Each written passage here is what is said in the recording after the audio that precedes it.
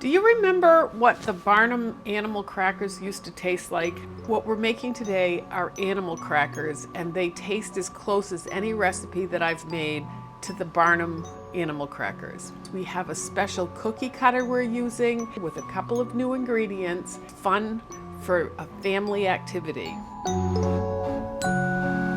The whole recipe is made in a food processor. So we're going to start with a little bit of flour. I'm going to put that right in there. And then the next ingredient, I'm making this recipe because of this.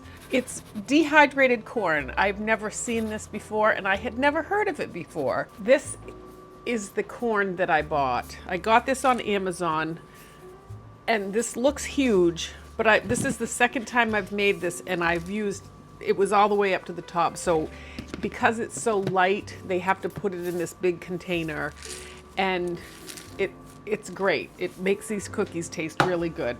And so I'm putting these in here, and we're going to break those down into like a corny. You haven't got chocolate, have you? Cornflowery type thing, and we're going to let this food processor go for about 2 minutes. So I'm going to turn this on, and we're going to let it go for 2 minutes. Okay. Nope.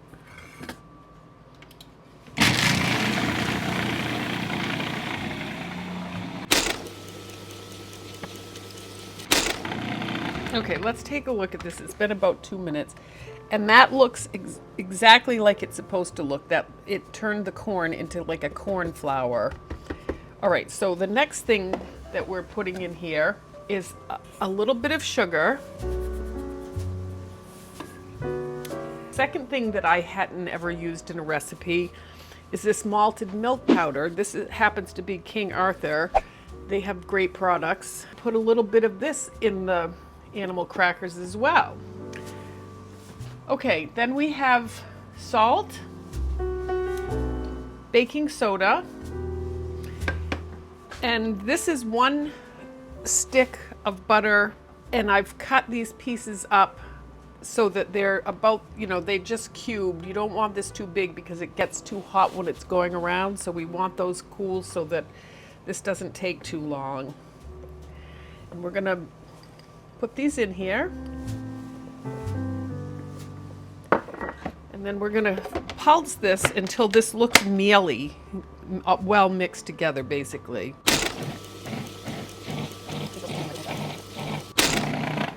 Okay, let's take a look at that.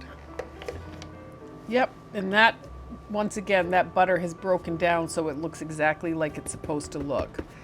And the next thing we need to do is we need 2 egg yolks. This is the way I do separate eggs.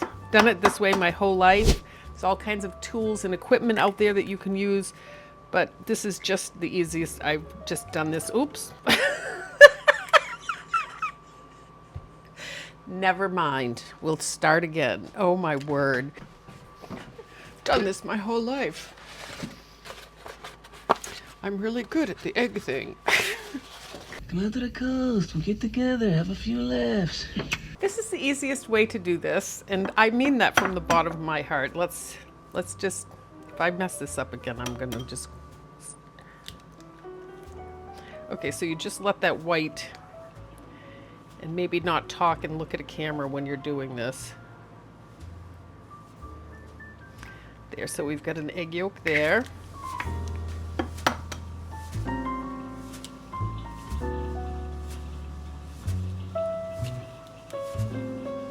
There we go. And another egg yolk. And we are going to put in the 2 egg yolks. And then we have a tablespoon of my homemade vanilla. And we have a video of this vanilla that I make. And we're going to put that right in there. And then we're going to pulse this until it's going around and it starts surrounding the centerpiece in there, the blade. So you'll see what I mean.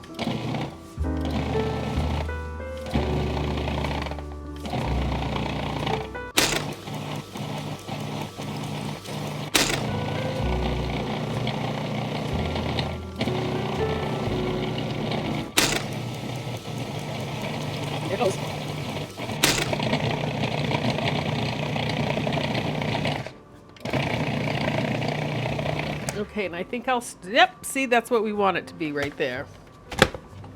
And so that it's still got a few pieces down here, but those are all, I can tell that you can squeeze those together. So what we're going to do is take this out, put it on the counter. We're just gonna knead that all together.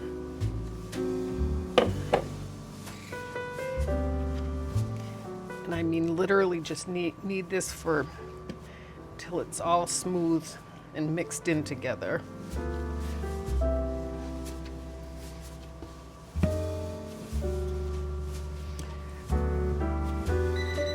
Whoops. Okay, so that is what we want that to look like. Okay, so the next thing we want to do is we're going to cut this in half. I always weigh mine. So for the first time I make something, until I get the measurements right or the thickness of the dough, I always weigh this. So this recipe had said to split the dough in half, and I just want to make sure that I've got actually two halves that are exactly the same. There, perfect. All right, and then we're gonna wrap one of these up and put it in the refrigerator, and then I'll show you what we do with this. And thank you so much for joining me every week. I can't tell you how much I appreciate it, and I don't think I've said that enough, but I appreciate everybody who sends comments, and if there's anything you ever want to see me make, please just let me know and we'll try to make it. Okay, so now we're going to roll these out. I'm going to put just a little bit of flour down, and we're going to turn this into a 6-inch square to start with.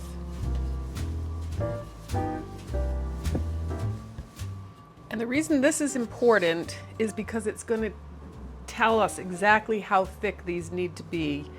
And that's why I measure that out. I weigh it out at the beginning, and then I measure it to exactly what it said, because then I know that the thickness is right. And now we're going to roll this out this way, just lengthwise. The length will be 10 inches. And that should be exactly 10 inches. So we are good. So the other thing I bought for this recipe, and these are the coolest things ever, is I got these cute little animal, what do you call this? Pusher. It's a pusher outer. I can't remember exactly what they're called. But anyway, you cut the cookie with these, and then you push them out, and you don't have to handle them. And I think this is just the coolest thing. Let's see, I don't think we have enough, flour on the...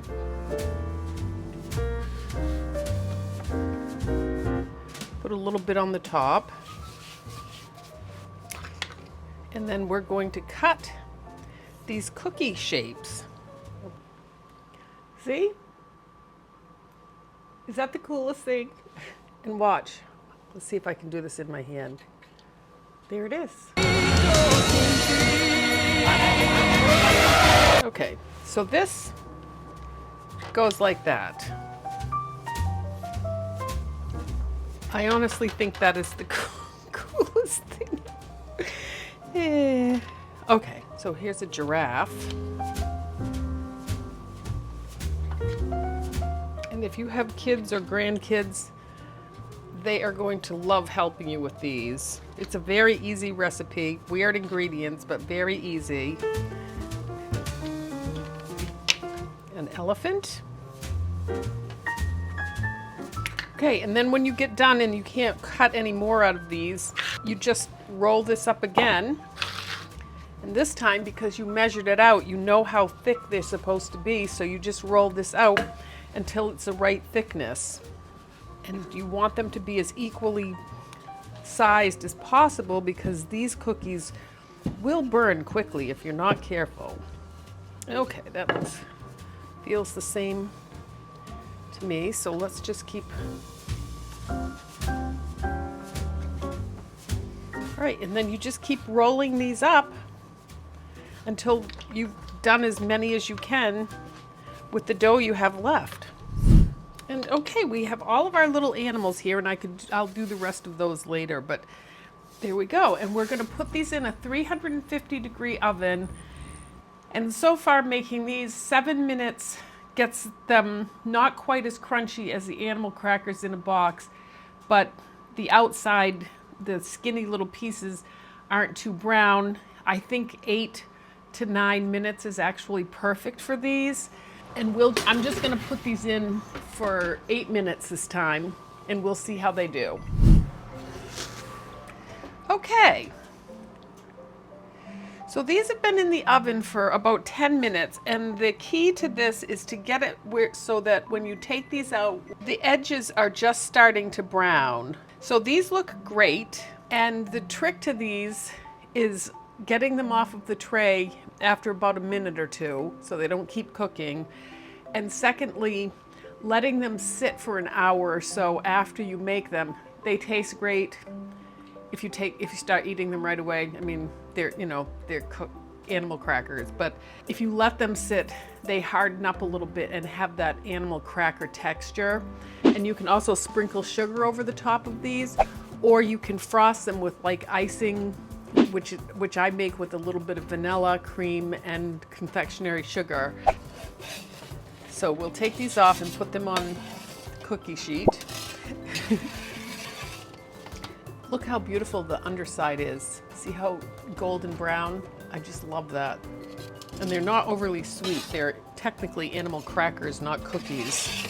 I'll let these cool off a little bit and then we'll give one a try. So here's the animal cracker. And underneath they're just, and let's give it a try.